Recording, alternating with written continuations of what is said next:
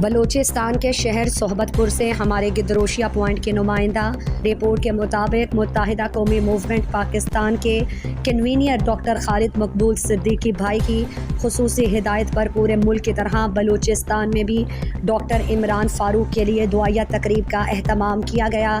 شہید انقلاب ڈاکٹر عمر فاروق بھائی شہید کی سالانہ 13ویں برسی کی مناسبت سے MQM بلوچستان کے صوبائی کابینہ کی جانب سے سینئر نائب صدر میر امداد حسین مری کی موجودگی میں دعائیہ تقریب کا انعقاد کیا گیا، اور اس کے علاوہ جو دی گئی قربانیاں ہیں ان کو اجاگر کرنے کے لیے پرہجوم پریس کانفرنس کی گئی۔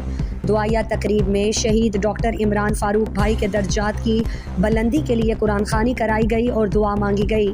اس موقع پر خطاب کرتے ہوئے متحدہ قومی موومنٹ پاکستان کے صوبائی سینئر نائب صدر میر امداد حسین مری اور دیگر نے کہا کہ شہید انقلاب ڈاکٹر عمران فاروق شہید نے متحدہ قومی موومنٹ پاکستان میں رہ کر ملک کی ترقی میں اپنا کردار ادا کیا۔ وہ زمانہ طالب علمی سے وطن پرست اور اصول پرستی کی سیاست کے حامی تھے۔ انہوں نے کئی مشکلات کا سامنا کیا مگر جدوجہد جاری رکھی۔ انہوں نے اپنی پوری زندگی متحدہ قومی موومنٹ پاکستان کے پلیٹ فارم سے متوسط طبقے کے حقوق کی بات کی، جو ملک دشمن عناصر کو ناگوار گزری اور انہیں 16 ستمبر کو لندن میں شہید کر دیا گیا۔ آج وہ ظاہری طور پر ہم میں موجود نہیں مگر ملک میں بسنے والی کروڑوں دلوں میں وہ آج بھی زندہ ہیں۔ تقریب میں متحدہ قومی موومنٹ پاکستان نصیر آباد کے الیکشن سیل ممبر سید مختار شاہ، پریس سیکرٹری معشوق بلوچ، وقاص احمد کھوسا سمیت دیگر عہدیداران اور کارکنان نے شرکت کی۔